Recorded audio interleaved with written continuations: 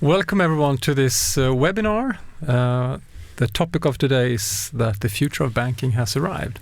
And with me today I have some fantastic guests, and we can start with Aurelie Lustis. Yeah, sure. From Forrester. What's up, and what are you spending your days with? Yeah, thanks for having me. Listen, I've been a principal analyst at Forrester, working at Forrester for 10 years now, and things keep evolving.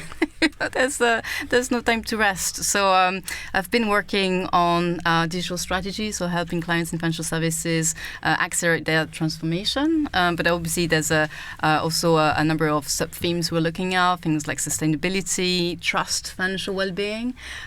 So I led the research on financial well-being at Forrester for a number of years, and now I'm shifting towards sustainability and currently working on ESG data and analytics. Great, wonderful to have you here. And welcome also to Annika Olsson, the CEO of BNP Paribas Personal Finance. Annika, can you please share some information about yourself and also about the company that you're running? Absolutely. So thanks for having me here today. So Annika Olsson, CEO, BNP Paribas Personal Finance, been there for the last 15 years and before that in the banking industry for another 10-15 years. So several years within this. And I have to say it happens a lot, but I think the last couple of years have really taken off, where we are building the new future for the banking, which will be totally different from what we have seen in the past. So our industry of today is more on consumer finance part, where we are doing deposits and lending and debt consolidation and so on. Fantastic. Welcome. Good to have you here. Thank you. And Fredrik Ulvenholm, our CEO at Vilja Solutions. Great to have you here, Fredrik. Thank you so much. A few words about yourself and the company that you're running. Yeah, so I'm representing Vilja Solutions. I'm the CEO. Had this role for about 7 years. And we are here, Vilja is here to help our banks to create the fantastic digital journeys and digital experience for the future. Fantastic. And I'm Anders. I'm also part of the Vilja team, heading the sales team at Vilja. So let's kick off this conversation, and let's start with the customer and customer satisfaction, which is always important. And Annika, the company that you're running, you're constantly scoring very good in these customer service surveys that is running on a regular basis. How do you ensure to be able year after year both meet and exceed the customer expectations? What is how do you approach that, and how do you ensure that you can do that on an ongoing basis? Something I'm very proud of talking about, because of course customers is what we are focusing most of, and it's really important to be there for the customers and where they are. So I think it's important to think of what is their needs, where do you need to be for them, and there is no doubt that everything is going more and more digitally, but there are different steps in this one as well. I think as it is of today, we could say don't call us, we call you. So it's this that they don't have to sit and wait. Time is expensive also for our customers. So I think that's one part. The other part is to try to make it digital as much as possible. But when it's not possible, we need to secure that you also can reach a human and that have the skills to support you. I can go to myself that if I reach to a robot or something that are not understanding what I'm saying, I get quite angry after a while. So I think it's important to find a balance between this, to be there for the customers, but try to digitalize it and to do and use the new technology as much as possible. But I'm quite proud to present that we have been a winner of Brilliant score. Brilliant is a system we are working with. And I think much more than just system, it's of course also to have the engagement from our people, and that's what we are measuring. If you are engaged, you will give that further on for the customers as well. So I think this is one of the main targets for us and why we have been successful. Fantastic. And have you seen any particular change in preferences the past years that you can share? Anything in particular? No, but I think if I look generally, it's more and more hard to find a phone number, for example, where you can reach a customer service and so on. So I think the digitalization will be much more important for this. But as I just stated before, I still think that it's important to still have a human being there in the end if you're not able to reach what you need. The skills and the information is the most important. So to get what you're asking for when you're a customer calling in, then it doesn't matter on how you get the information. The most important is that you can serve them with what they need. Great. Don't you, Aurelie? And in your presentation, you share with us really changing customer expectations. Could you elaborate a bit on how you believe the financial experience will evolve over the years to come? Yeah, so I mean, it's interesting what you're saying actually about customers. I mean, customers are increasingly digital, but that doesn't mean that they don't want to have that human touch. When they think that it's important for them to talk to a human. Actually, in our research, what we're saying is that, and this is actually across different industries, is that customers rate hybrid experiences, higher than actually sometimes digital-only experiences. I think what is important to understand is that the experience really need to be omni-channel, and that doesn't mean that you serve your customers in each channel or touch points like silos, but actually how do you provide this excellent customer experience on all these touch points. Now, I think what is going to be difficult in the future is to understand that customers are super connected. You have customers who have multiple devices, and now they want to reach out to the bank. It can also be like a different brand on different channels, on different touch points, and so on. But I think we still put a lot of emphasis on the number of devices that customers are using. So we're thinking mobile app, we're thinking website, or maybe tomorrow like a virtual assistant. But I think what we need to focus a lot more on is understanding that customers also use multiple services via platforms, and those touchpoints are not necessarily, and tomorrow will clearly not necessarily just be their mobile banking app or their websites. So when we talk about the future of experiences, we need to understand how we're going to anticipate the needs of customers that are present in different ecosystems and platforms and where they want to be able to access financial products and services. So I think what I would say is that the first big change, and I definitely talked about that in the webinar, is that experiences are going to be increasingly invisible because financial transactions, payments are embedded in these customer journeys to the point where customers might not actually see them. When you use Uber, you don't even think of how you're paying for the service. It is embedded in experience. And I think the future banking will be embedded in these customer journeys as well. So I think the first thing we need to think about is how these customer experiences are going to be increasingly invisible. Banks will anticipate the needs because increasingly they're going to use data, they're going to use insights. Tomorrow a lot more AI is going to enable that shift towards autonomous finance. I mean, obviously trust is the differentiator there, because obviously customers need to trust that bank to do the right thing when they automate a number of actions. But, I think it's going to be increasingly invisible. The second thing I would say is that experiences are also going to be increasingly immersive. So I'm not saying that everything is going to happen in the metaverse, but what we think is that at the moment customers are still using, a screen. They're still navigating menus and clicking and filling in forms. I mean, there's a lot of cognitive load onto the customer, and the customer has to do a lot of the heavy lifting when they interact with brands, including their banks. But in the future, I think a lot of that will be taken away, and I think what we will see in the future is probably a shift towards more conversational interfaces. So I would say yes, two things: more invisible and more immersive. Thank you, fantastic. Fredrik, you and the company you're representing, you're interacting with banks and financial institutions every day. Any observations from you? What is going on with these companies? How do they use technology? How do they use a new way of working very agile, with a purpose of, at the end of the day, serve and engage with the end customers? Any observation from you? What do you see?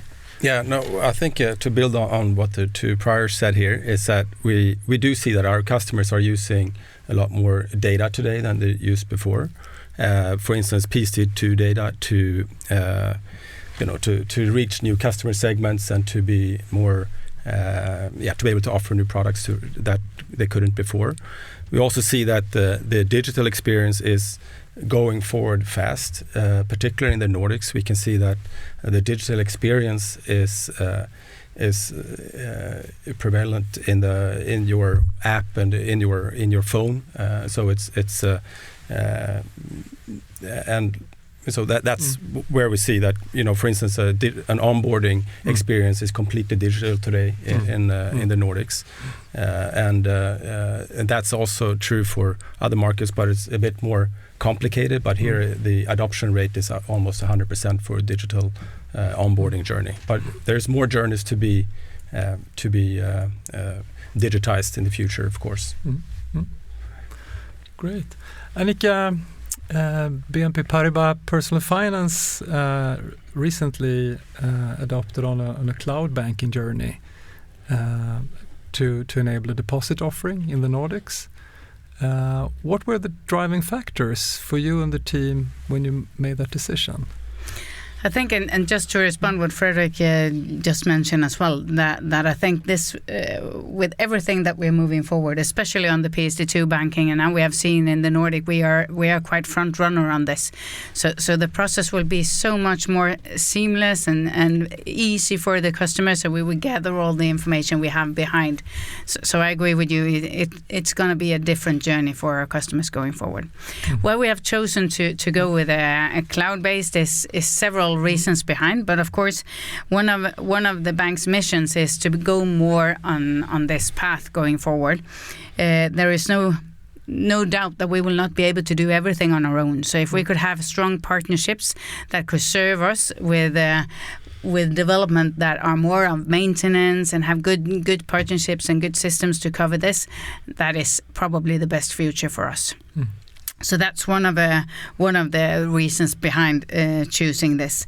But it also gives us the possibility to focus on our business and development going forward, because if we were to be able to have maintenance on all the different systems we have, we will never be able to focus on the products and what is really important for the customers behind and the development of the company. So I think this is a right move for us, which will be much more important going forward as well.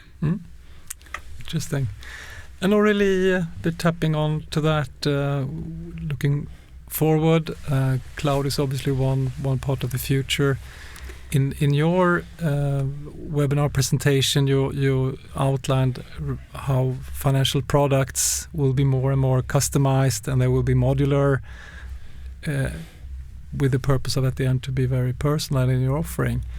Could you provide some real examples on that?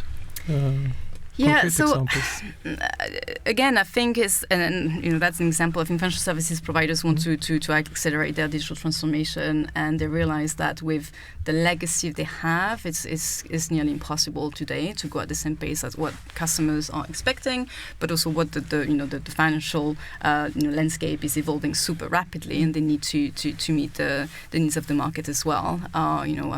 In Sweden today, and I know that in the Nordics there's been a lot of activity in the fintech space, but how do you actually work with fintechs, for instance? And for a very long time we're talking about big banks against fintechs. Now we're talking about big banks working with fintechs. I think it's all about integration of solutions and systems to be able to, as you said, gain in agility, gain in flexibility, and actually deliver at pace to meet the needs of the customers. So what we're seeing is, as you said, I think is organizations wanted to use kind of building blocks solutions, composable banking solutions, we might say, to be able to gain that level of adaptability, to be able to reuse, replace, change, be able to bring together solutions to go to market with something that customers want, to be able to innovate. And obviously, you never know where the market is going to tell you, is going to take you, because, there might be a new fintech that makes you think, well, this is what we need to do, this is what customers are asking us to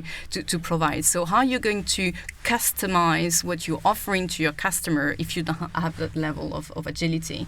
So I think there's this questions of developing products and solutions at the pace that customers expect. There's this question of, do we want to integrate? Do we want to work with a fintech to integrate their capabilities? Do we want to actually have a bit more agility internally? So you also want to be able to reuse capabilities that you've already developed internally.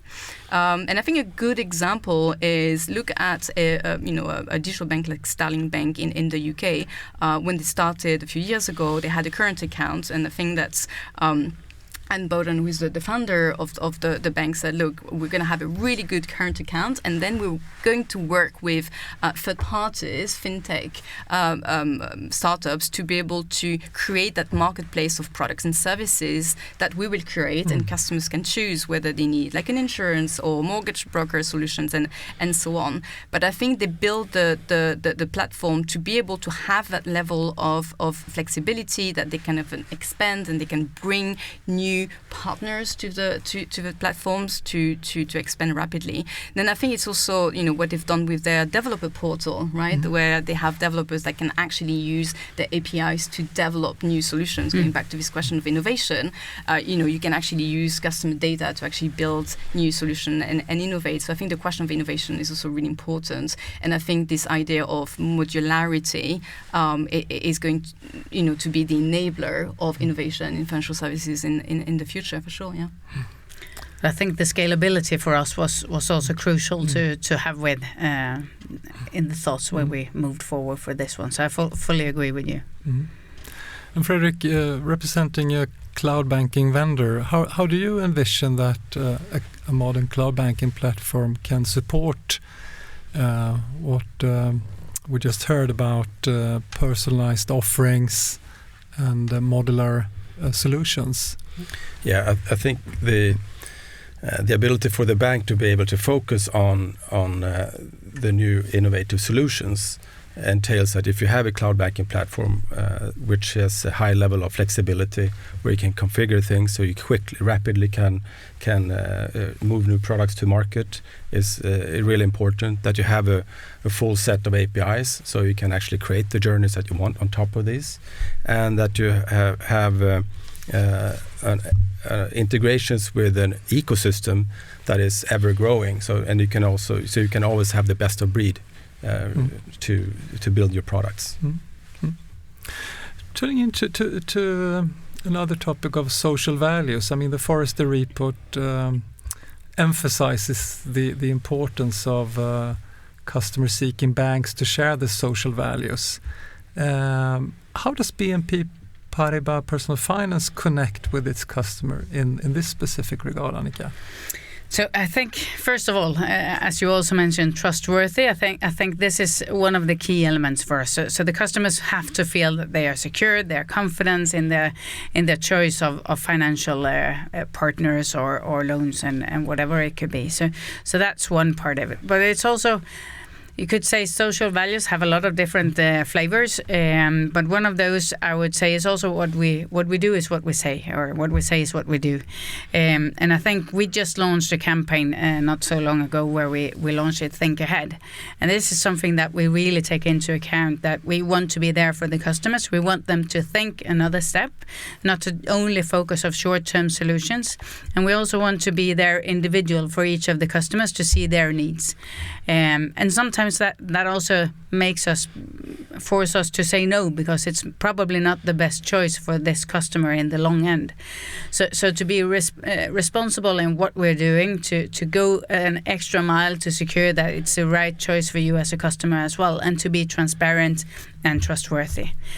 But as I said, I think it's a lot of different angles on sustainable values as well. And one of those are, for example, if we look at our employees, inclusive is for me a part that is important, which I think is also something that we give over for our customers. If all our employees feel that they are included and inclusive in our company and our ways of working. And we just made a survey where we also focused on this one, and we could see that increasing in this level where people people can feel that they are the ones they are. They don't have to pretend for something. It makes them to be able to work better with the customers in a very much more trustworthy angle. So I think there are a lot of flavors in this one, but one of them, especially in the banking industry, is the trust and to be in a responsible way. Great. We're about to wrap up this discussion, but I have a final round the table question here. I'll start with you, Aurelie, and it's the same question for all of you. What would be your top advice to a bank today, trying to move in the right direction going forward? So maybe I will go back to actually what we started with, Annika, like, customer needs. I think lots of organizations say they are customer-centric, but I think customer-centric means you actually really understand at the very granular level what is it your customer needs, how you're going to anticipate those needs in the future. So I think I would don't start from the technology. The technology is an enabler. But if you want to understand how to build your tech stack, what are the next capabilities you're going to need, which are the partners you want to work with, start from the customer needs, and then think about the journeys that you want to provide to the customers. But I think the starting point is never the technology, is what is it that customer needs today and what we think they might need in 5 or 10 years time, and then think about how you're going to enable that with technology. Thank you. And Annika, obviously your top advice you will keep close to yourself, but anything you could share with your thoughts with your colleagues? What would be the top advice to share? I think there are several aspects, but I agree. Customers and what you said with the hybrid, I think this will be absolutely a focus for the future. A focus on product and processes, but for us, I have understood after a while, I would say, that we are more and more depending on partnerships, on what kind of systems and things that we need to focus on. So for me to have flexible, adaptable, seamless processes and partnerships and strong partnerships that can help us, because if we were standing alone on all this, we will never be on the top level. There are so many focus areas that we will need to be within, and then to work with the people behind it and to have the needed skills in the different areas. And that's why I come back to really the technology, because we will not be able to be top skilled at everything. So we need to take support from elsewhere. Very good advice. And Fredrik, from a vendor and partner perspective, what would be your advice? What do you see? Of course, my advice would have to be around in order to be part of this future. We talked about, Aurelie mentioned embedded financing. You have to be where the customer is. Annika also said you have to have a modern back end to be able to support this. And that's of course my top advice. And because there will be, just to build on what has been said here, I was in Asia this last couple of weeks, and I used a lot of super apps for the first time, and looking at, for instance, Grab in Malaysia, which is one of the biggest super apps in Southeast Asia, and I used WeChat. Was the first time it was possible, because in July this year they opened up to add an international credit card into it. So I had the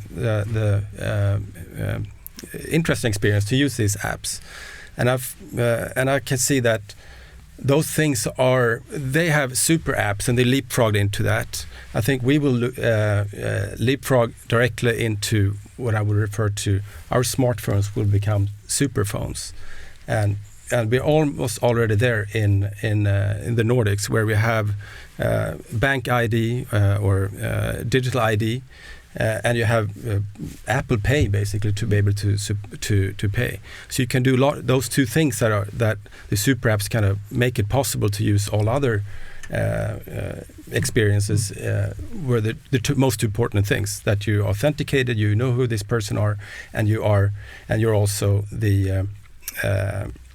you can make payments safely and securely. And I think your phone is going to become that. You're going to embed so many things into the app, into the phone itself, that you will that the banks will support, and they will be behind that, will be embedded, but you will use the full UI of the operating system in the next years. So that would be my top advice. Be ready for that, and also be ready. And in order to be ready for that, you need to have a modern backend, core bank. Fantastic. Thanks for the advice, and I'm sure all the audience here is very grateful for that. I think we have had a great conversation. Aurelie, Annika, and Fredrik, thanks a lot for your insights and experiences and advices into this discussion. Thank you very much for joining. My pleasure. Yeah. Thank you. Thank you. Pleasure Thank to you. be here.